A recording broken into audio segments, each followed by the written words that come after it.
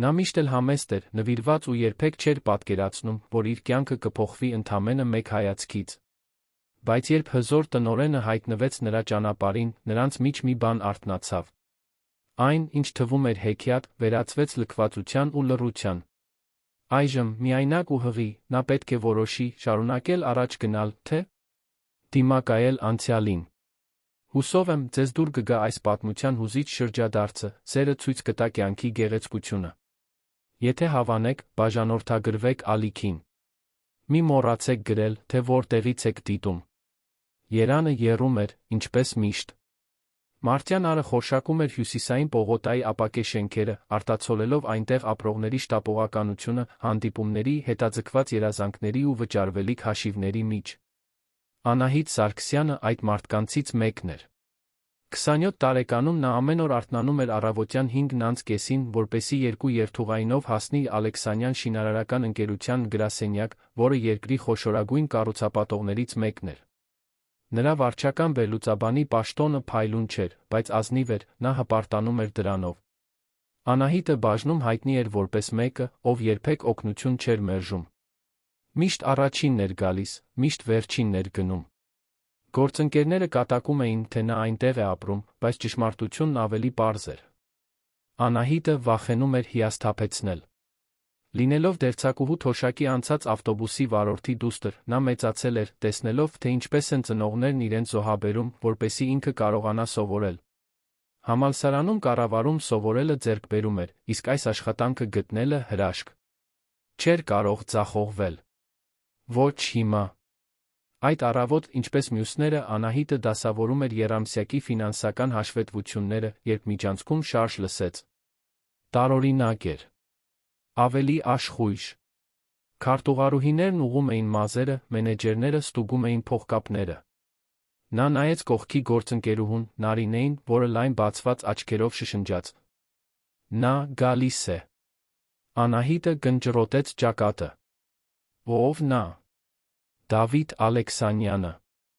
Այս ամենի տերը։ Մարդը, ով հորից ժառանգել էր կայսրությունը, այն վերածել ավելի մեծ բանի։ Նա հազվադեպ էր իջնում աշխատանքային հարկեր։ Մնում էր իր գործադիր տնօրենի սենյակում, վերջին հարկում, ուր մուտք ունեին միայն տնօրենները։ Անահիտի նման մարդկանց համար Դավիթ Ալեքսանյանը գրեթե լեգենդ էր։ Անուն, կորպորատիվ նամակներում, ստորագրություն, պաշտոնական փաստաթղթերում, դեմք երբեմն գործարար ամսագրերում։ Բայց այդ առավոտ նա այնտեղ էր։ Անահիտը հայացքը չբարձրացրեց համակարգչից։ Շարունակում էր տպել, ձացնելով, թե ոչինչ չի փոխվել։ Բայց երբ զգաց նրա ներկայությունը իր սեղանի կողքին, այլս ընտրություն չուներ։ Հայացքը բարձրացրեց։ Եվ կարծես ժամանակը կանգ առավ։ Դավիթ Ալեքսանյանը 35 տարեկան էր, մարզական կազմվածքով, անթերի սանրված մազերով, շագանակագույն աչքերով, որոնք կարծես գաղտնիքներ էին վերծանում։ Հագին մուգ կապույտ կոստյում էր, որն անկասկած ավելի թանկ արժեր, քան Անահիտի տարեկան աշխատավարձը։ Բայց նրան զարմացրեց ոչ թե անթերի արտաքինը, այլ հայացքը։ Նա նայում էր իրեն անկեղծ հետաքրքրությամբ, կարծես տեսնում էր մի բան, որ ուրիշ ոչ ոք չէր տեսնում։ Դուք եք Անահիտ Սարգսյանը։ Ձայնը խորն էր, վստահ, բայց ոչ սպառնալից։ Այո, պարոն։ Շատ լավ բաներ եմ լսել ձեր աշխատանքի մասին։ Գովեստի խոսքեր եմ ստացել ֆինանսական բաժնից։ Ասում են, դուք փրկել եք թիմին վերջին հաշվեկշռի փակման ժամանակ։ Անահիտը զգաց, թե ինչպես այտերը կարմրեցին։ Ես ընդամենը իմ աշխատանքն եմ արել, պարոն։ Նա ժպտաց։ Փոքրիկ, գրեթե աննկատ ժպիտ, որը լուսավորեց նրա լուրջ դեմքը։ Այդպես շարունակեք։ Մեզ ձեզ պես նվիրված մարդիկ են պետք։ Եվ հետո նա հեռացավ։ Բայց Անահիտը մնաց այնտեղ, կանգնած, սիրտը բաբախում էր ավելի արագ, քան պետք էր։ Նարինեն թեթակի հրեց նրա արմունկը։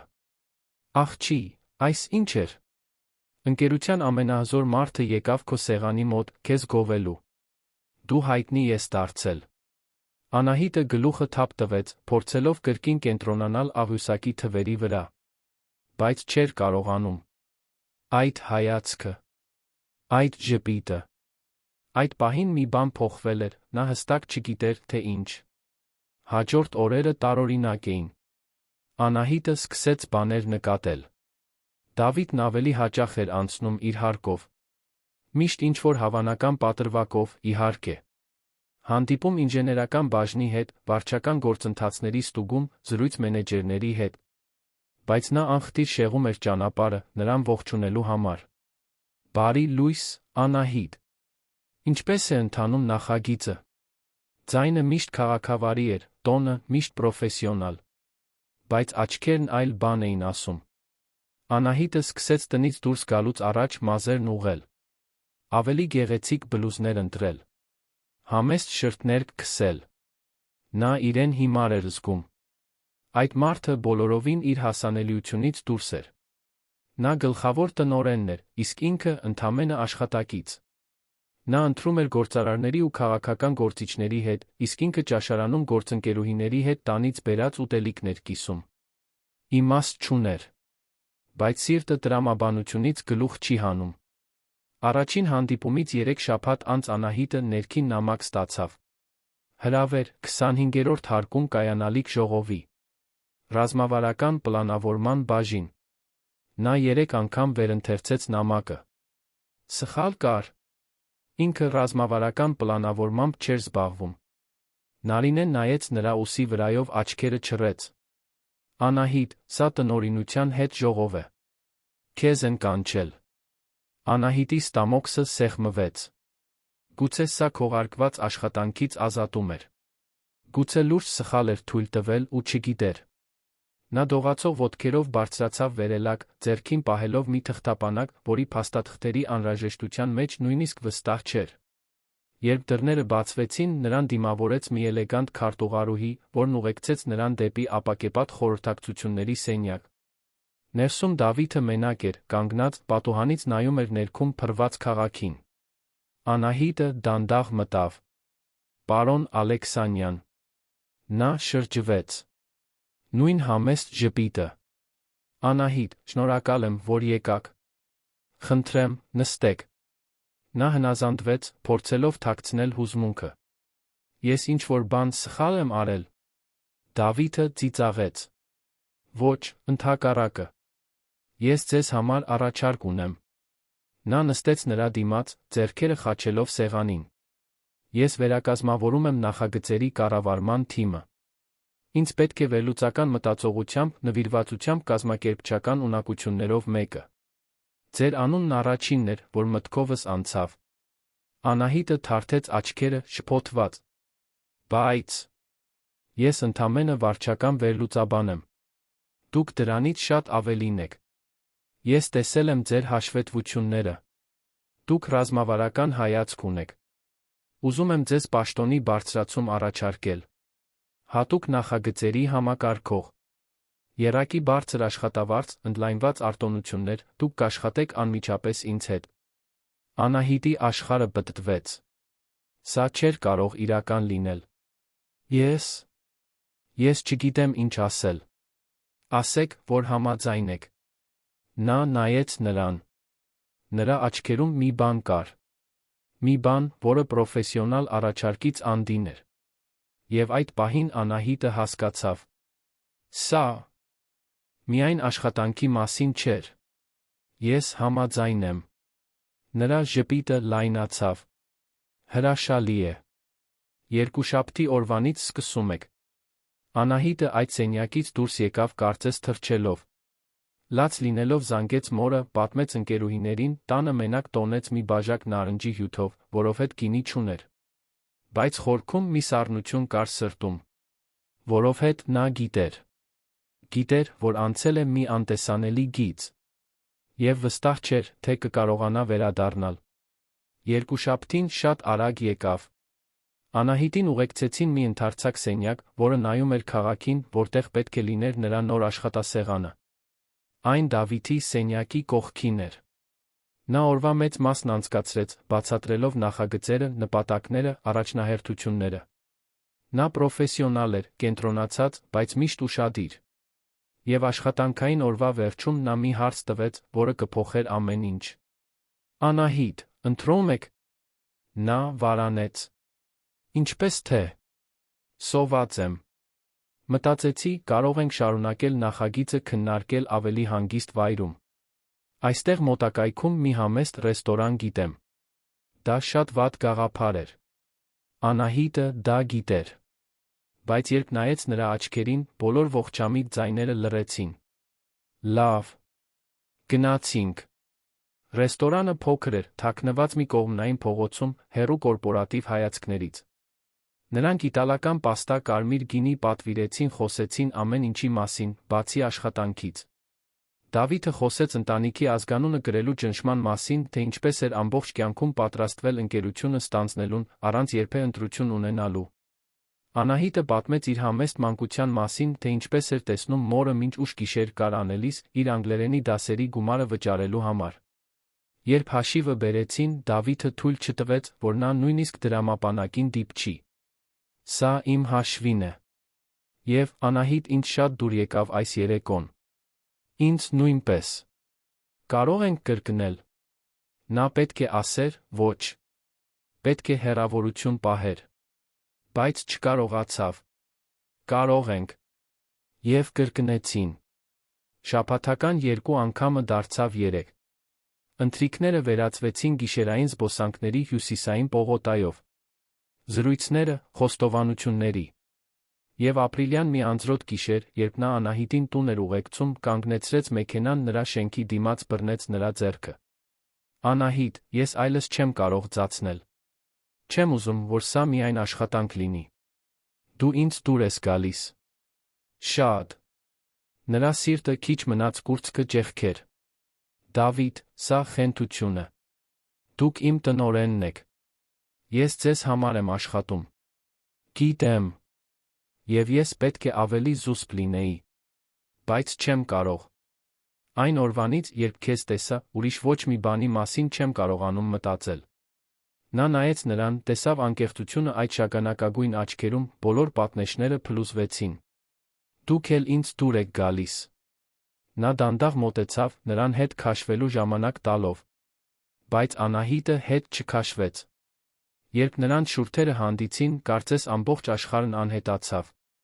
Գոյություն ունեին միայն իրենք երկուսը, ապակուն զարկվող անձրը, այն համոզմունքը, որ այլս ոչինչ առաջվանը չի լինի։ Հաջորդ ամիսներին սիրավեպը ծաղկեց ստվերում։ Նրանք հանդիպում էին համեստ վայրերում, հեռու գործընկերներից, հեռու հետաքրքրասեր հայացքներից։ Դավիթը նրան տանում էր ընթրիքի քաղաքից դուրս, հյուրանոցներ, որտեղ ոչ ոք նրանց չէր ճանաչում, գիշերային զբոսանքների, որտեղ կարող էին լինել պարզապես սիրահարված տղամարդ կին։ Անահիտն իրեն երկվության մեջ էր զգում։ Մի կողմից երկնքում էր, ապրում էր այն հեքիաթը, որը երբեք չէր պատկերացրել։ Մյուս կողմից վախի մեջ էր ապրում։ Վախենում էր բացահայտվելուց, դատապարտվելուց, վախենում էր, որ այս ամենը ժամանակավոր է։ Բայց Դավիթը համոզիչ էր։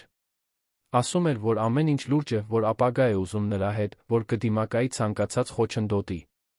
Եվ Անահիտը հավատում էր։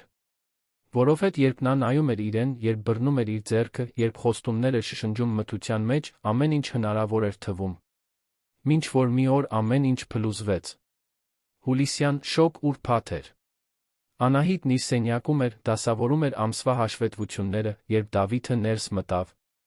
Բայց մի բան այլ էր։ Նա լարված էր, գունատ, խուսափում էր նրա հայացքից։ Անահիտ, պետք է խոսենք։ Նրա սիրտը սկսեց արագ բաբախել։ Ինչ է պատահել։ Նա փակեց դուռը, բայց չմոտեցավ։ Մնաց այնտեղ, կանգնած, կարծես կիլոմետրերով հեռու լիներ։ Ես այլս չեմ կարող սա շարունակել։ Անահիտը զգաց, թե ինչպես է գետինը փախչում ոտքերի տակից։ Ինչ։ Մենք։ Սա սխալ էր։ Սկզբից ետ։ Բառերը դուրս էին գալիս նրա բերանից, բայց իրական չէին թվում։ Անահիտը ոտքի կանգնեց, մոտեցավ, փորձեց դիպչել նրա թին, բայց նա հետ քաշվեց։ Դավիթ, ինչ է կատարվում։ Ինչ է փոխվել։ Ոչինչ չի փոխվել։ Ես ուղղակի հասկացա, որ սա չի ստացվի։ Դու ավելի լավին ես արժանի։ Մեկին, ով կարող է քեզ նորմալ կյանք տալ։ Ես նորմալ կյանք չեմ ուզում։ Ես քեզ եմ ուզում։ Բայց նա գլուխը թափ տվեց, աչքերն այժմ սառն էին, հեռու։ Այսպես ավելի լավ է։ Երկուսիս համար էլ։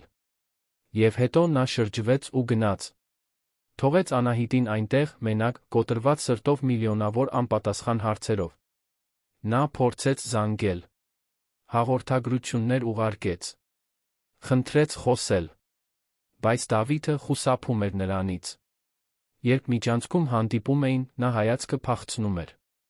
Կարծես Անահիտն այլս գոյություն չուներ։ Անահիտը չէր հասկանում։ Իմաստ չուներ։ Նա այնքան բան էր խոստացել, ասել էր, որ սիրում է իրեն, որ աշխարհի դեմ կկանգնի նրա համար։ Իսկ հիմա պարզապես դեն էր նետում նրան, կարծես ոչինչ լիներ։ 2 շաբաթ շարունակ նա փորձում էր ուժեղ մնալ։ Բայց ցավը չափազանց մեծ էր։ Եվ հետո, օգոստոսյան մի առավոտ, նրա մարմինը սկսեց նշաններ տալ։ Սրտխառնոց, գլխապտույտ, ուշացում։ Անահիտը դեղատնից 3 թեստ գնեց։ Բոլորը դրական ցույց տվեցին։ Նա հղի էր։ Հղի այն մարդուց, ով լքել էր իրեն առանց բացատրության։ Այն մարդուց, ով հիմա իրեն օտարի պես էր վերաբերվում։ Անահիտը նստեց լոգարանի հատակին, նայելով այդ 2 վարդագույն գծերին, լացեց այնքան, մինչ արցունքներն սպառվեցին։ Ինչ պետք է աներ հիմա։ Ինչպես պետք է պատմեր նրան։ Նա կհավատար։ Կընդուներ երեխային։ Նա չգիտեր։ Բայց մի բան հստակ էր։ Իր կյանքն այլս երբեք նույնը չէր լինի։ Ասեք ինձ, թե ինչ կարծիքի եք այս պատմության մասին, ինչպես եք կարծում այն կավարտվի։ Անահիտը 3 օր փակվեց տանը, ծածնելով, թե հիվանդ է։ Աշխատավայր զանգեց, ասելով, որ վիրուս ունի, բայց իրականում անկողնուց դուրս գալ չէր կարողանում։ Նայում էր առաստաղին, գրկելով բարձը, փորձում էր ընկալել այն շրջադարձը, որ կատարել էր իր կյանքը։ Երեխա։ Նա երեխա էր ունենալու։ Միայնակ։ Նրա մայրը, տիկին Գայանեն, հայտնվեց բնակարանում մի աման հավով փլավով անհանգիստ հայացքով։ Աղջիկս, շատ վատ տեսք ունես։ Բժշկի գնացել ես։ Անահիտը գլուխը թափ տվեց, անկարող լինելով ասել ճշմարտությունը։ Չէր կարող։ Դեռ ոչ։ Ինչպես բացատրեր իր դերձակուհի մորը, որն ամեն կոպեկ խնայել էր, իրեն ավելի լավ կյանք տալու համար, որ ինքը հղի է մի մարդուց, ով իրեն աղբի պես դեն էր նետել։ Տիկին Գայանեն պնդեց. Անահիտ, դու պետք է քեզ նայես։ Այսպես չի կարելի։ Վաղը քեզ կտանեմ պոլիկլինիկա։ Պետք չէ, մամ։ Ես արդեն լավ եմ։ Բայց լավ չէր։ Եվ տիկին Գայանեն դա գիտեր։ Պարզապես չպնդեց, որովհետև բավականաչափ լավ էր ճանաչում դստերը, իմանալու, որ երբ Անահիտը փակում էր դռները, ստիպելն անօգուտ էր։ 5-րդ օրը Անահիտը վերադարձավ աշխատանքի։ Սովորականից շուտ հասավ, փորձելով խուսափել հետաքրքրասեր հայացքներից։ Բայց Նարինեն նրան կանգնեցրեց միջանցքում, անհանգստությամբ լի աչքերով։ Աղջի, ուր էիր։ Բոլորը հարցնում էին։ Անահիտը ստիպված ժպտաց։ Ուղղակի մի հիմար վիրուս էր։ Արդեն անցավ։ Նարինեն կարծես չհավատաց, բայց չճնշեց։ Լավ է։ Որովհետև այստեղ նորություններ կան։ Անահիտը զգաց, թե ինչպես է ստամոքսը սեղմվում։ Ինչ նորություններ։ Դավիթը նշանվել է։ Աշխարհը կանգ առավ։ Անահիտը ստիպված եղավ հենվել պատին, որպեսզի չընկնի։ Ինչ։ Նարինեն գլխով հաստատեց, ձայն իջեցնելով։ Ըստ երույթին, նա պատրաստվում է ամուսնանալ ընտանիքի բարեկամ գործարարներից մեկի դստեր հետ։ Այն ամսագրի Բարբի Լիլիթ Դանիելյանի։ Բոլորը խոսում են։ Ասում են, հարսանիքը տարեվերջին է լինելու։ Անահիտն այլս ոչինչ չկարողացավ լսել։ Ականջները զնգում էին, կուրծքն այրվում էր, ոտքերը դողում էին։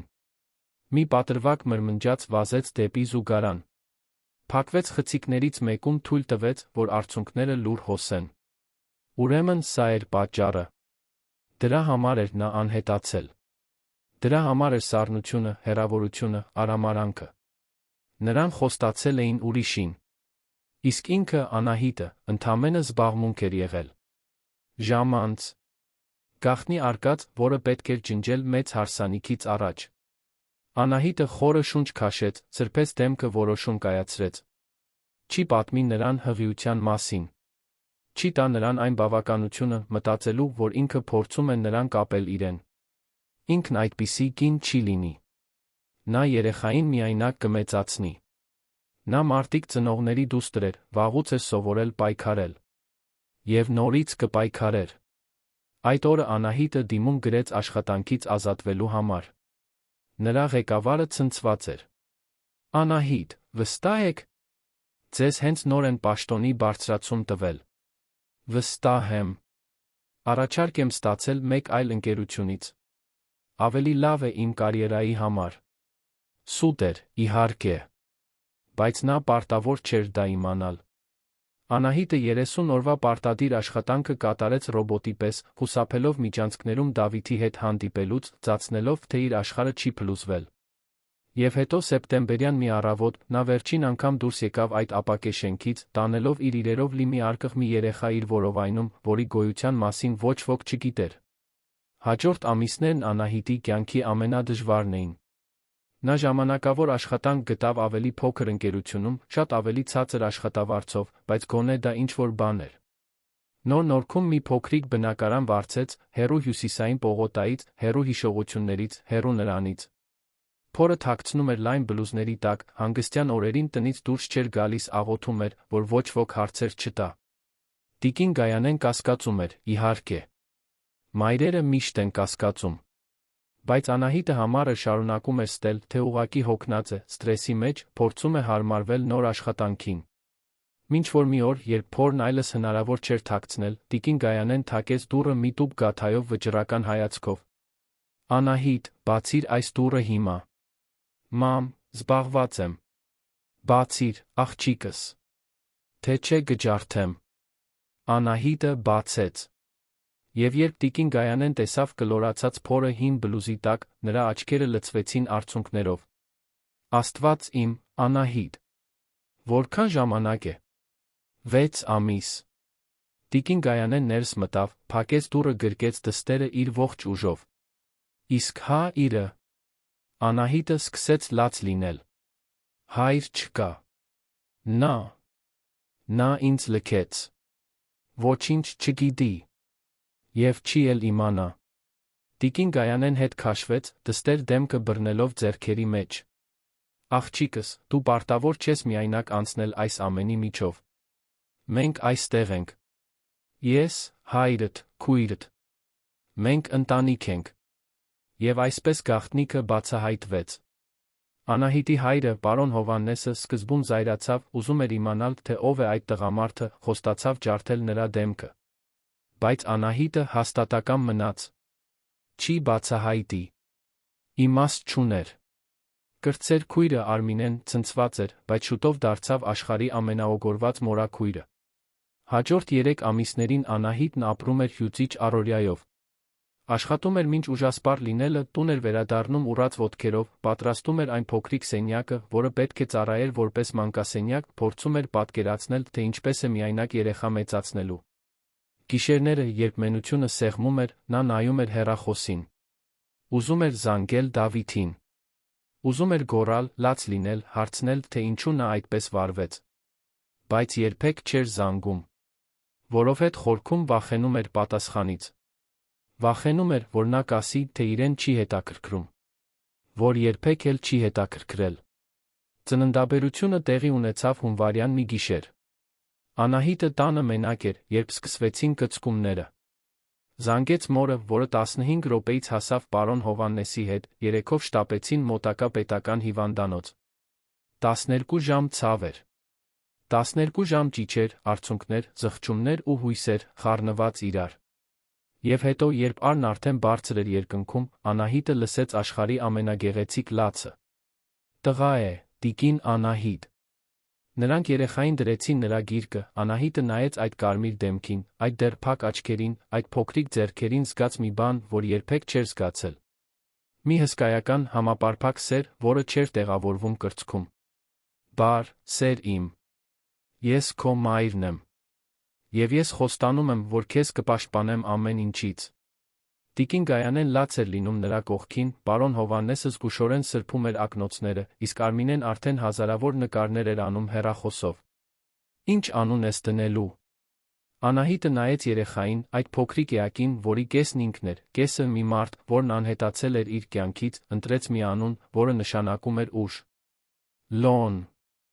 Անունը կլինի Լոն։ Լոնի հետ առաջին ամիսները ուրախության հյուծվածության խառնուրդ էին։ Անահիտն արթնանում էր 2 ժամը 1 կերակրելու, ավտոմատ կերպով փոխում էր տակտիրները, քնից խրպոտած ձայնով օրորոցայիններ էր երգում։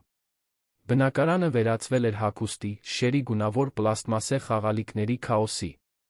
Տիկին Գայանեն ամեն օր գալիս էր օգնելու, իսկ Արմինեն հանգստյան օրերն անցկացնում էր նրանց հետ։ Բայց գիշերը, երբ բոլորը գնում էին, մնում էին միայն Անահիտն ու Լոնը։ Եվ այդ պահերին, չնայած հոգնածությանը, չնայած դժվարություններին, Անահիտն իրեն լիարժեք էր զգում։ Նա վերադարձավ աշխատանքի, երբ Լոնը 3 ամսական էր, թողնելով նրան օրվա ընթացքում մոր մոտ։ Դժվար էր, նույնիսկ ցավոտ, բայց անհրաժեշտ։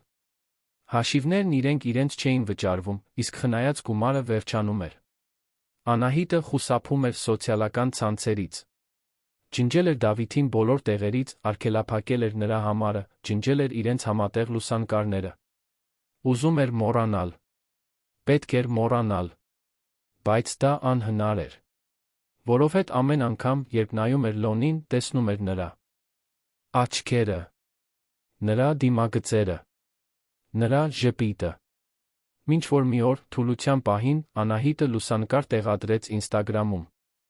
Լոնը 5 ամսական էր, թմբլիկ, ժպտերես, հագին կապույտ կոմբինեզոն, որը կարել էր տիկին Գայանեն։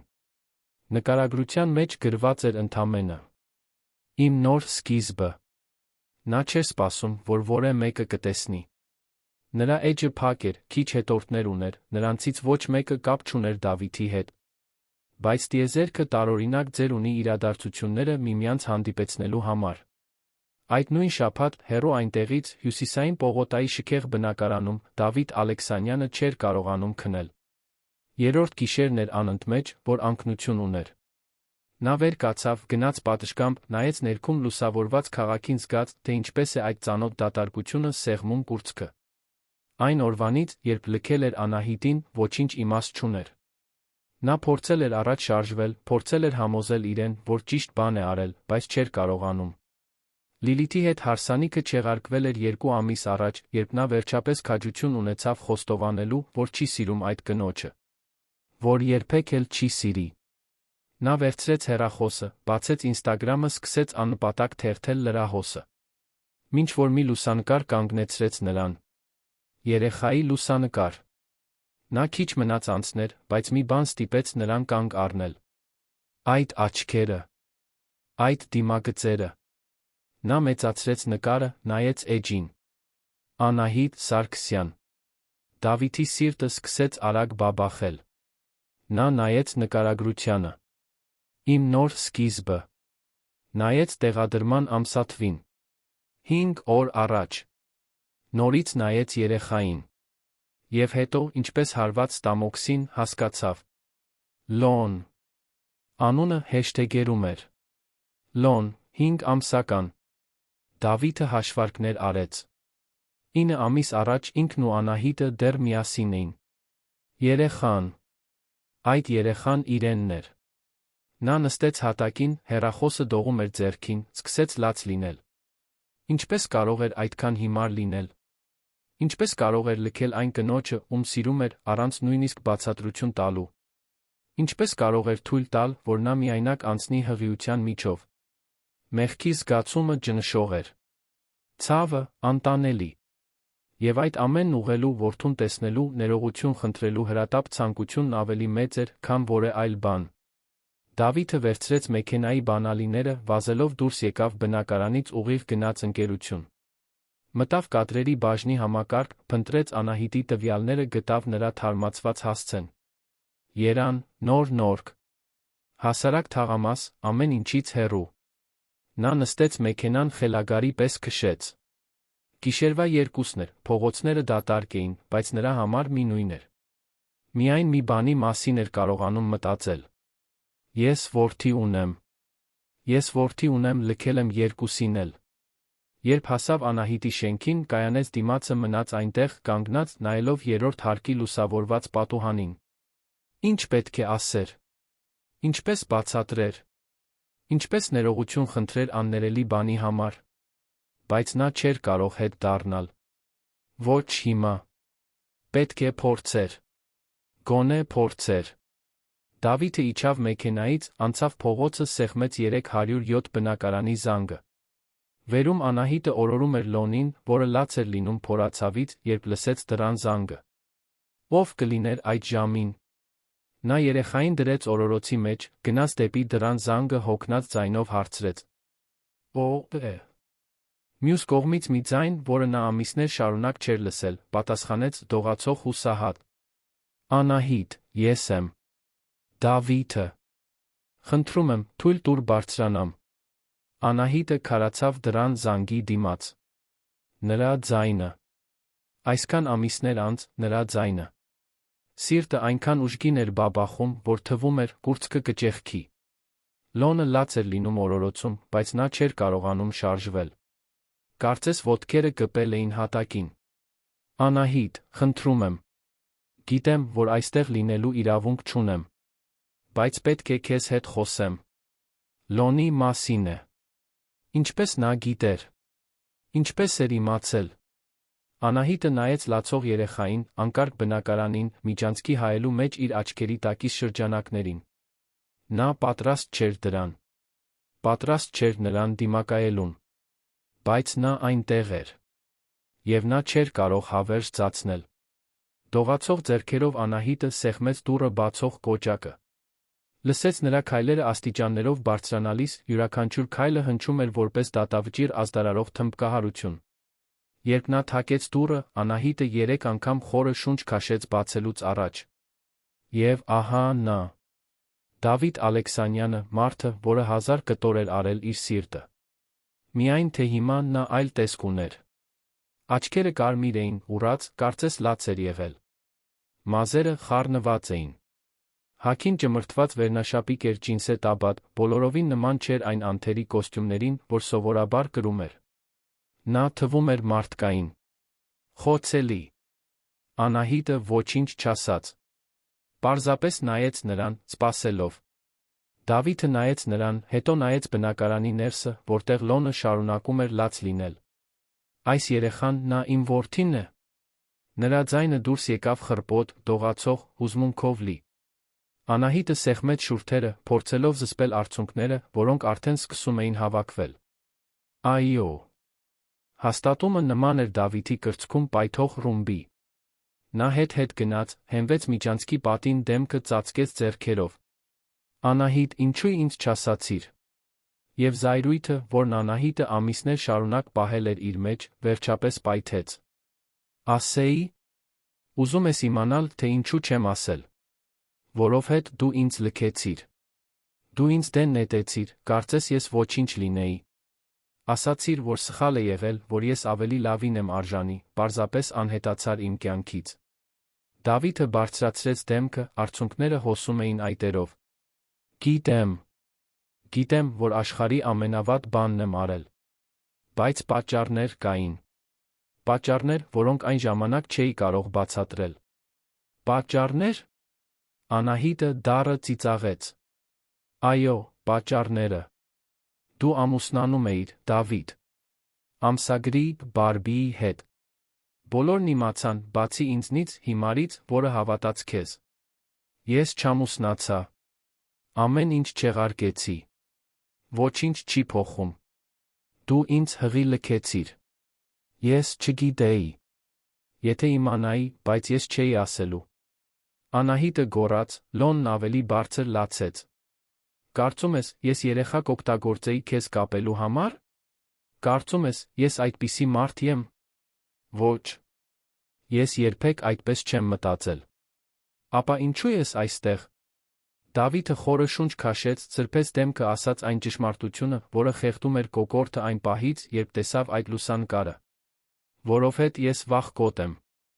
Որովհետ ես ամեն ինչ փչացրի։ Որովհետ ես քեզ սիրում էի, Անահիտ, երբեք չեմ դադարել սիրել։ Եվ որովհետ այն երեխան այնտեղ իմ որդին է, ես այլս ոչ մի վայրկյան չեմ կորցնելու նրա կյանքից։ Անահիտը լռեց։ Նա դա չէր սպասում։ Չէր սպասում այդ անկեղծությանը, այդ խոցելիությանը, այդ հուսահատությանը նրա ձայնում։ Լոնը շարունակում էր լաց լինել, Դավիթը նայեց դեպի դուռը։ Կարող եմ տեսնել նրան։ Անահիտը վարանեց։ Վախենում էր։ Վախենում էր նրան ներս թողնելուց։ Վախենում էր նորից այդ դուռը բացելուց։ Բայց նա գիտեր, որ չի կարող արգելել հորը ճանաչել սեփական որդուն։ Կարող ես։ Նա մի կողմ քաշվեց, Դավիթը դանդաղ ներս մտավ, կարծես սուրբ հողի վրա քայլեր։ Բնակարանը փոքրիկ էր, կահույքը հազիվ էր տեղավորվում։ Բայց մաքուր էր, կոկիկ, մանրուքների մեջ սիրով լի։ Պատին Լոնի լուսանկարներն էին, սառնարանին փակցված մանկական նկարներ, հյուրասենյակում չորանում էին գունավոր հագուստներ։ Դավիթը հետեց Անահիտին դեպի սենյակ, որտեղ Լոնը օրորոցում էր, լաց լինելով բռունցքները սեղմած։ Երբ Անահիտը նրան գիրկն առավ, երեխան մի փոքր հանգստացավ, բայց դեռ անհանգիստ էր։ Փորացավ ունի, բացատրեց Անահիտը, որդուն օրորելով։ Գրեթե ամեն գիշեր է լինում։ Դավիթը մոտեցավ, նայելով այդ կարմիր դեմքին, սեղմված աչքերին, իրենը հիշեցնող մուգ մազերին։ Կարծես հայելու մեջ նայեր տեսներ իր փոքրիկ տարբերակը։ Կարող եմ գրկել։ Անահիտը նայեց Դավիթին, տեսավ անկեղծությունը նրա աչքերում, զգուշորեն տվեց երեխային։ Գլուխը պահիր։ Նա դեռ շատ փոքր է։ Դավիթը Լոնին գիրկն առավ, աշխարհը կանգ առավ։ Զգաց այդ փոքրիկ էակի ծանրությունը, մարմնի ջերմությունը, տալկի նուրբ բույրը։ Եվ ամիսներ շարունակ առաջին անգամ դատարկությունից բացի այլ բան զգաց։ Նպատակ զգաց։ Բար, Լոն։ Ես քո հայրն եմ։ Ձայնը կտրվեց, արցունքները նորից սկսեցին հոսել։ Անահիտը հետում էր ամեն ինչին, սիրտը սեղմված, երկվության մեջ զայրույթի կարեկցանքի միջ։ Լոնը դադարեց լաց լինել։ Կարծես ճանաչեր այդ ձայնը։ Կարծես բնազդաբար իմանար, որ այդ մարդը կարոր է։ Դավիթը դանդաղ օրորեց երեխային շնջած խոստումներ, որոնք գիտեր, որ պետք է կատարի։ Ես շատ եմ ցավում։ Ցավում եմ, որ այստեղ չեմ եղել։ Բայց խոստանում եմ, որ կփոխհատուցեմ։ Ես աշխարհի լավագույն հայրը կլինեմ։ Դու ամեն ինչ կունենաս։ Ամեն ինչ, ինչ կարող եմ տալ։ Անահիտը սրբեց իր արցունքները վստահ ձայնով ասաց. Նրան ամեն ինչ պետք չէ։ Նրան ներկայություն է պետք։ Ճշմարտություն։ Սեր։ Դավիթը նայեց նրան։ Գիտեմ։ Եվ ես դա գտամ։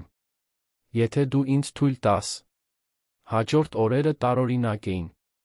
Դավիթը սկսեց ամեն օր գալ Անահիտի բնակարան։ Բերում էր տակտիրներ, կաթի փոշի, հագուստ Լոնի համար։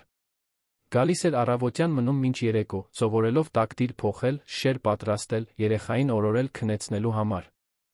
Անահիտը սկզբում կասկածանքով էր նրան հետում։ Սպասում էր, որ նա կհանձնվի, կհասկանա, որ հայր լինելը դժվար է, հոգնեցուցիչ, որ դրանում ոչ մի փայլ չկա։ Բայց Դավիթը չհանձնվեց։ Ընդհակառակը։ Նա նվիրվեց մի այնպիսի եռանդով, որը զարմացրեց նույնիսկ իրեն։ Մի գիշեր Անահիտը նրան քնած գտավ բազմոցին, Լոնը կրծքին, երկուսն էլ մեղմ խռմփացնում էին։ Եվ այդ պահին նա զգաց, թե ինչպես է իր ներսում մի բան փափկում։ Գուցե նա իսկապես ուզում էր փորձել։ Գուցե նա իսկապես մտահոգված էր։ Բայց խաղաղությունը երկար չտեց։ Հինգշաբթի օրը, ժամը 3-ին, դռան զանգը հնչեց։ Անահիտը Լոնին լողացնում էր, խնդրեց Դավիթին բացել։ Նա գնաց դեպի դուռը, բացեց, առանց հարցնելու, թե ով է։ Եվ քարացավ։ Մյուս կողմում, թանկարժեք զգեստով, բրենթային արային ակնոցներով սառը արտահայտությամբ կանգնած էր նրա մայրը։ Տիկին Սոֆյա Ալեքսանյանը։ Դավիթ, պետք է խոսենք։ Նրա ձայնը սառն էր, զուսպ, վտանգավոր։ Դավիթը զգաց, թե ինչպես է արյունը սառչում երակներում։ Մամ, ինչ ես անում այստեղ։ Եկել եմ տեսնելու այն ավերածությունները, որ արել ես։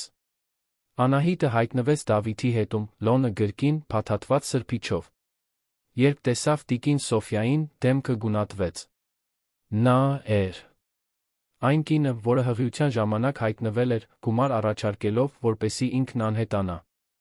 Տիկին Սոֆյան ներս մտավ առանց հրավերի, արամարանքով շուրջը նայելով։ Ուրեմն այստեղ ես վատնում ժամանակդ։ Այս խղճուկ բնակարանում, այս կնոջ հետ։ Մամ, դուրս արի այստեղից։ Հիմա։ Ոչ, մինչ ճշմարտությունը չասեմ։ Տիկին Սոֆյան շրջվեց դեպի Անահիտը, հանելով արային ակնոցները։ Կարծում ես, որդիս այստեղ սիրուց դրդված է։ Կարծում ես, նա իսկապես մտահոգված է քեզնով։ Անահիտն ավելի ամուր գրկեց Լոնին, զգալով, թե ինչպես է զայրույթը բարձրանում։ Դուրս եկեք իմ տնից։ Բայց տիկին Սոֆյան չշարժվեց։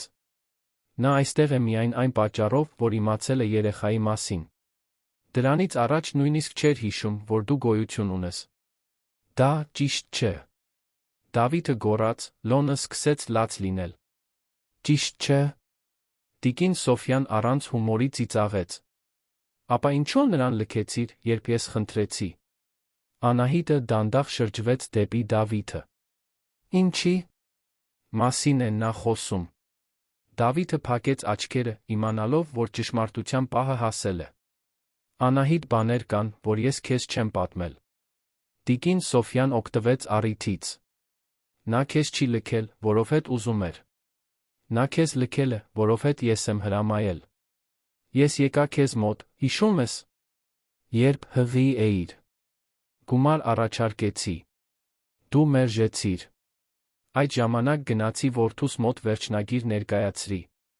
Կամ նա բաժանվում է քեզնից, կամ ես կործանում եմ քո կարիերան, կստիպեմ, որ քեզ աշխատանքից ազատեն, քո անունը գտնեմ Երանի բոլոր ընկերություններից ցուցակում։ Ոչ ոք քեզ այլս աշխատանքի չէր վերցնի։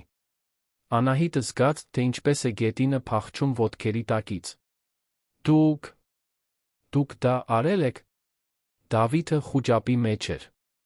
Ես ընտրություն չունեի։ Նա սպառնում էր քեզ կործանել։ Մտածում էի, որ քեզ պաշտպանում եմ։ Պաշտպանում։ Անահիտը նայեց նրան անհավատության ցավի խառնուրդով։ Դու ինձ հղի ու մենակ թողեցիր, որովհետև մայրդ հրամայեց։ Եվ չմտածեցիր, որ ես արժանի եմ ճշմարտությունն իմանալուն։ Ես պատրաստվում էի ասել։ Պատրաստվում էի, բայց չասացիր։ Անահիտը գլուխը թափ տվեց, արցունքները հոսում էին։ Դու ստիպեցիր ինձ մտածել, որ ես քեզ համար ոչինչ եմ։ Դու թույլ տվեցիր, որ ես իմ կյանքի ամենավատ փուլն անցնեմ, հավատալով, որ ինձ դեն են նետել։ Տիկին Սոֆյան ձեռքերը խաչեց։ Տեսնում ես, Դավիթ։ Ահա թե ինչ է լինում, երբ շփվում ես սխալ մակարդակի մարդկանց հետ։ Միայն խնդիրներ են առաջանում։ Եվ այդ ժամանակ Դավիթը պայթեց։ Զայրույթը, որը տարիներ շարունակ կուտակվել էր, վերջապես դուրս եկավ։ Լռիր։ Ուղղակի լռիր։ Դու իրավունք չունես այդպես խոսելու։ Դու կործանեցիր իմ կյանքը, կործանեցիր նրա կյանքը, դեռ կարծում ես, որ ճիշտ ես։ Ես պաշտպանում էի մեր ընտանիքը։ Ինչ ընտանիք։ Դավիթը գոռաց, մատնացույց անելով Լոնին։ Նա է իմ ընտանիքը։ Նա է իմ ընտանիքը։ Դու ուղղակի մի դառնացած կին ես, որը չի կարողանում տեսնել ուրիշների երջանկությունը։ Տիկին Սոֆյան ապտակեց որդուն։ Հարվածի ուժգնությունը արձագանքեց լուռ բնակարանում։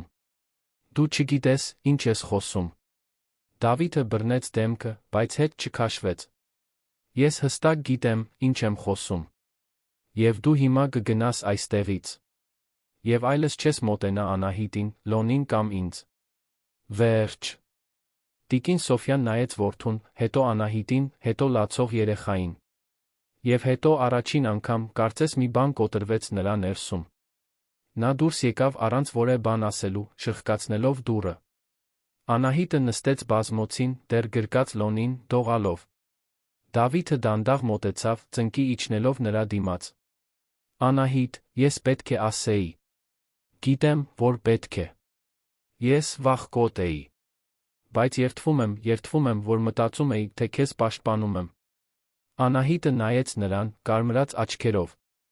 Դու ինձ զրկեցիր ընտրելու իրավունքից։ Զրկեցիր պայքարելու իրավունքից։ Ստիպեցիր ինձ հավատալ, որ ես ոչինչ չարժեմ։ Դու ամեն ինչ արժես։ Ամեն ինչ ինձ համար։ Միշտ արժեցել ես։ Ապա ինչու չվստահեցիր ինձ։ Դավիթը դրան պատասխան չուներ։ Որովհետև պատասխան չկար։ Նա սխալվել էր։ Խորապես։ Եվ դա գիտեր։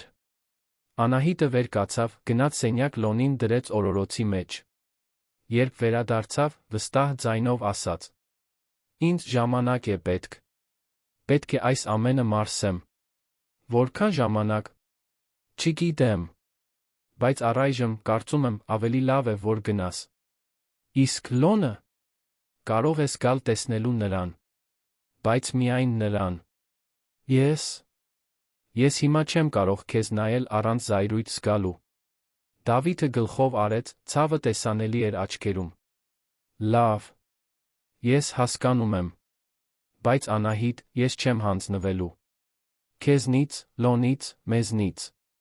Չեմ հանձնվելու։ Անահիտը չպատասխանեց։ Պարզապես ուղեկցեց նրան մինչ դուռը փակեց այն, հենց որ նա դուրս եկավ։ Եվ հետո, լուռ բնակարանում մենակ, նա փլուզվեց։ Հաջորդ շաբաթները Դավիթի կյանքի ամենադժվարն էին։ Նա ամեն օր այցելում էր Լոնին, ինչպես խոստացել էր, բայց Անահիտը սառը հեռավորություն էր պահում։ Պատասխանում էր միավանք բառերով, խուսափում էր նրա հետ նույն սենյակում մնալուց երբեք ուղիղ նրա աչքերին չէր նայում։ Դավիթը հարգում էր նրա տարածքը։ Գալիս էր վաղ, խաղում էր Լոնի հետ, փոխում էր տակտիրները, պատրաստում էր երեխայի ուտելիքը, երեկոյան գնում էր առանց բողոքելու։ Բայց ամեն օր, որ անցնում էր, Անահիտին չվերադարձնելու ցավը մեծանում էր։ Տիկին Գայանեն, որին Դավիթին ներկայացրել էին պարոն Հովհաննեսի կողմից կասկածանքով, հետում էր ամեն ինչին փորձառու մայրական հայացքով։ Նա տեսնում էր երիտասարդի ջանքերը, տեսնում էր նվիրվածությունը, տեսնում էր անկեղծ զղջումը։ Եվ մարտյան մի օր, երբ Անահիտն աշխատանքի էր, ինքը մնացել էր Լոնին խնամելու, որոշեց խորհուրդ տալ։ Դավիթ, կարող եմ մի բան ասել։ Նա Լոնին կերակրում էր, անհամբեր բարձրացրեց հայացքը։ Իհարկե, տիկին Գայանե։ Իմ աղջիկը տառապում է։ Եվ դու նույնպես։ Բայց դուք չափազանց համառ եք, խոստովանելու, որ դեռ սիրում եք իրար։ Դավիթը հոգոց հանեց։ Ես գիտեմ, որ նա դեռ ինձ սիրում է։ Տեսնում եմ նրա աչքերում, նույնիսկ երբ ծածնում է, թե չի սիրում։ Բայց ես նրան խորապես վիրավորել եմ։ Չգիտեմ, ինչպես ուղղել դա։ Տիկին Գայանեն մոտեցավ, ուղղեց սրբիչը Դավիթի ուսին, որպեսզի նա Լոնին դնի փսխեցնելու։ Գիտես, մայրս ինչ էր ասում։ Որ սերը բառերով չեն ուղղում։ Գործերով են ուղղում։ Դու ամեն օր այստեղ ես, դա սկիզբ է։ Բայց պետք է նրան ցույց տաս, որ ամեն ինչ լուրջ է։ Որ չես հանձնվելու։ Որ դա հավերժ է։ Դավիթը նայեց Լոնին, որը հենց նոր փսխել էր, հիմա հետաքրքրասեր աչքերով նայում էր իրեն։ Ինչպես։ Տիկին Գայանեն ժպտաց։ Դու կիմանաս։ Ճիշտ պահին դու կիմանաս։ Եվ նա ճիշտ էր։ Որովհետև 2 շաբաթ անց, ապրիլյան մի անձրոտ գիշեր, Անահիտը սովորականից ուշ վերադարձավ տուն։ Խցանման մեջ էր մնացել, հյուծված էր, թրջված, գլխացավով։ Երբ բացեց դուռը, սպասում էր, որ Դավիթն արդեն գնացած կլինի։ Բայց այն, ինչ տեսավ, նրան անխոս թողեց։ Բնակարանը փոխակերպվել էր։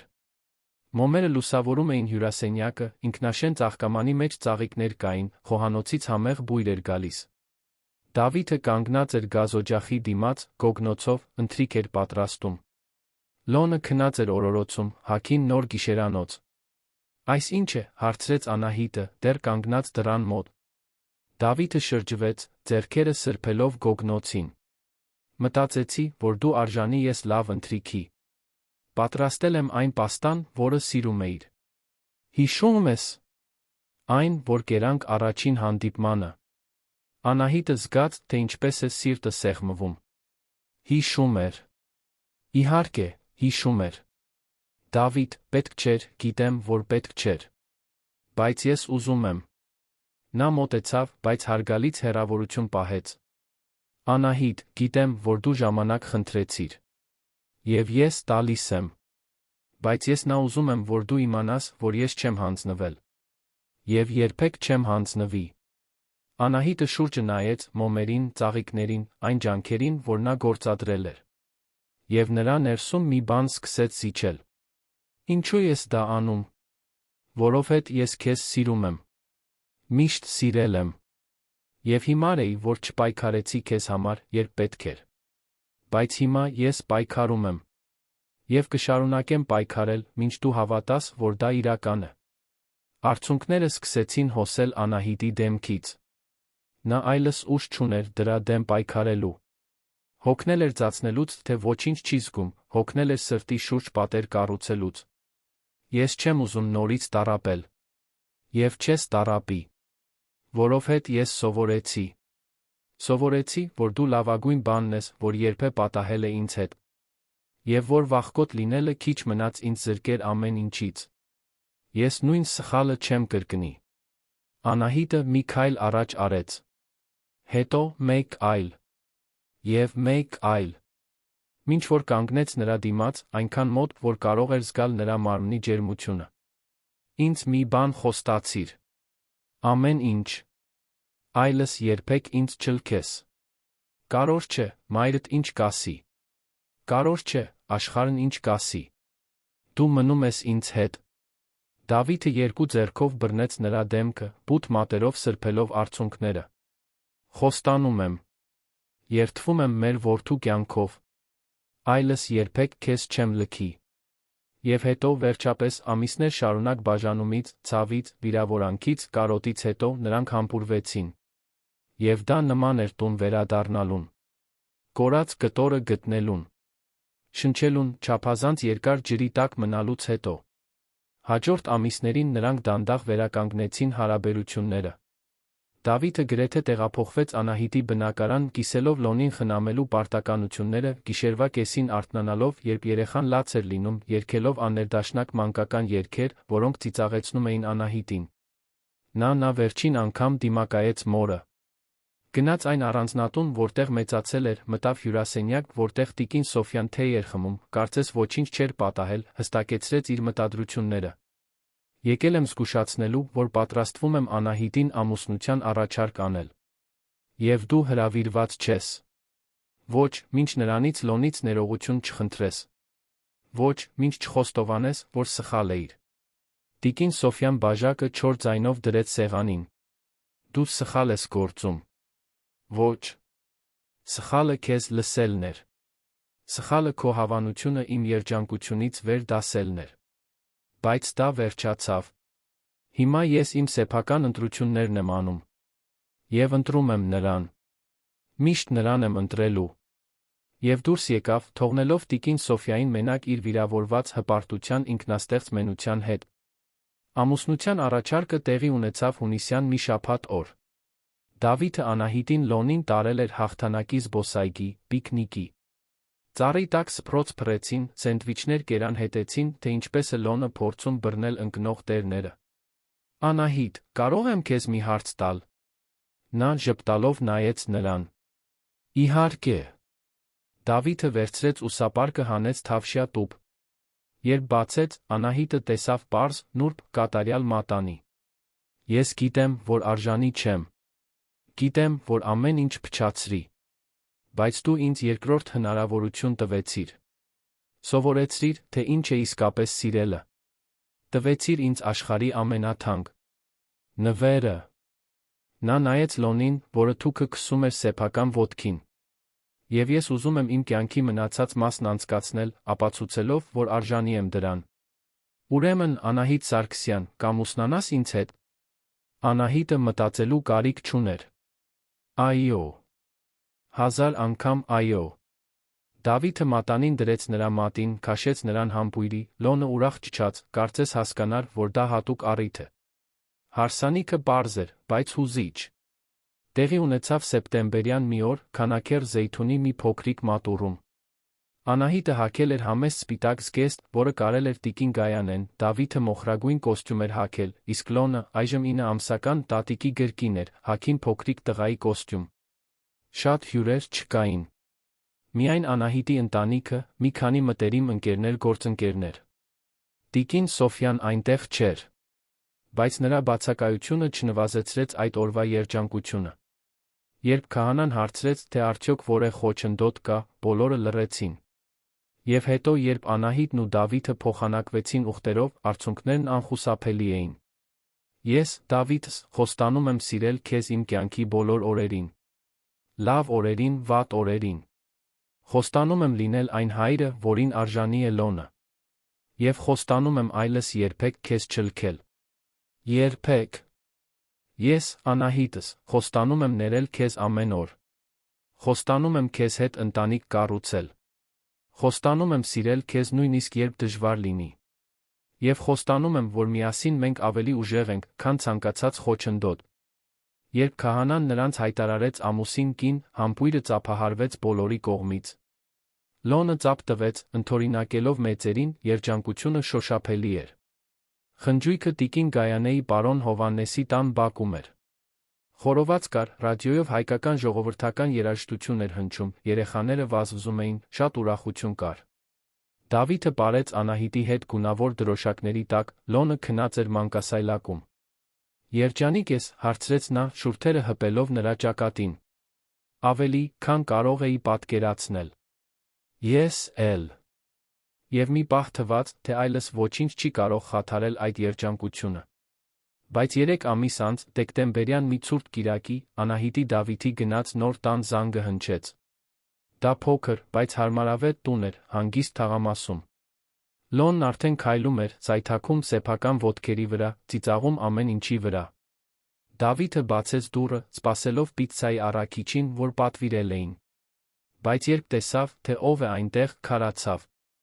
Տիկին Սոֆյան։ Բայց այլ։ Առանց բրենթային արային ակնոցների։ Առանց ամբարտավան կեցվածքի։ Նա թվում էր ավելի փոքր։ Ավելի ծեր։ Խոցելի։ Կարող եմ ներս մտնել։ Դավիթը վարանեց։ Մամ, գիտեմ։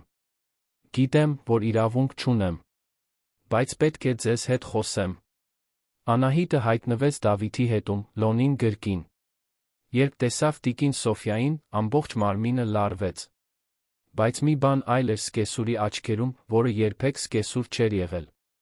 Դավիթը նայեց Անահիտին, նա երկար պահից հետո գլխով արեց։ Տիկին Սոֆյան ներս մտավ, բայց չնստեց։ Կանգնեց հյուրասենյակում, շուրջը նայելով այն տանը, որը որդին կառուցել էր առանց իրեն։ Եկել եմ ներողություն խնդրելու։ Լռությունը խլացուցիչ էր։ Լոնը հատակին կաթսայով էր խաղում, անտեղյակ լարվածությունից։ Վերջին ամիսները մենակ եմ անցկացրել։ Մտածելով այն ամենի մասին, ինչ արել եմ։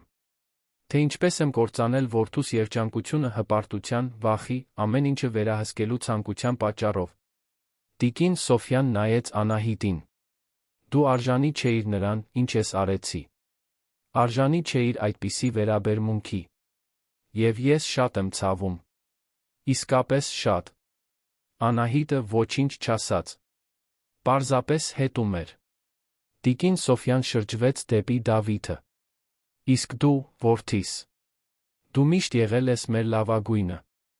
Նույնիսկ երբ ես փորձում էի քեզ ձավորել մի բանի, որը դու չէիր։ Դու ընտրեցիր սերը։ Ընտանիքը։ Իսկ ես ընտրեցի հպարտությունը։ Եվ հիմա վճարում եմ դրա համար։ Արցունքներն այժմ հոսում էին նրա դեմքից։ Նա չէր փորձում թաքցնել։ Չեմ սպասում, որ ինձ կներեք։ Բայց պետք է սա ասեի։ Պետք է իմանայիք, որ ես սխալ էի։ Լիովին սխալ։ Անահիտը մի քայլ առաջ արեց, դեռ գրկած Լոնին։ Ինչու հիմա։ Որովհետև ձեր լուսանկարը տեսա։ Սոցիալական ցանցում։ Երեքով։ Երջանիկ։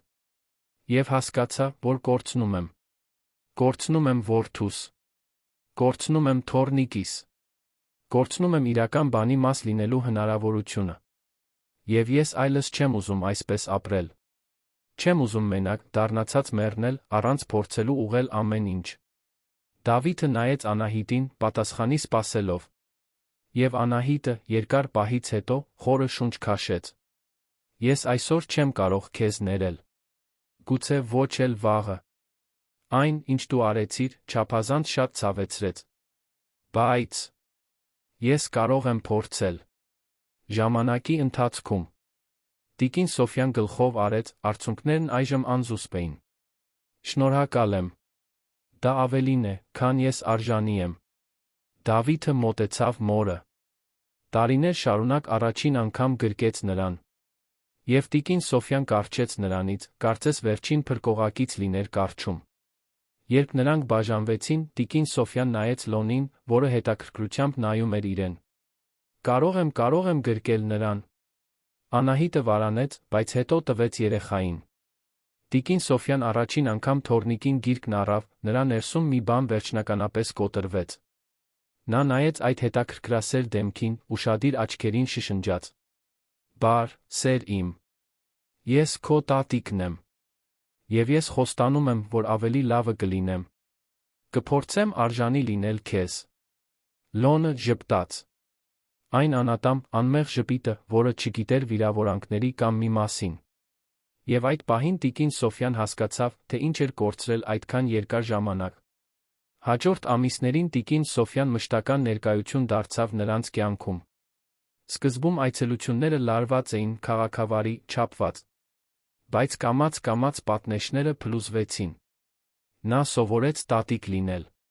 Խաղալիքներ էր բերում Լոնի համար, հպարտությամբ փայփայում էր թոռնիկին, նույնիսկ սովորեց բանջարեղենային ֆյուզ պատրաստել տիկին Գայանեի հսկողության ներքո։ Երկու տատիկները, այնքան տարբեր, ի վերջո դարձան անսպասելի ընկերուհիներ։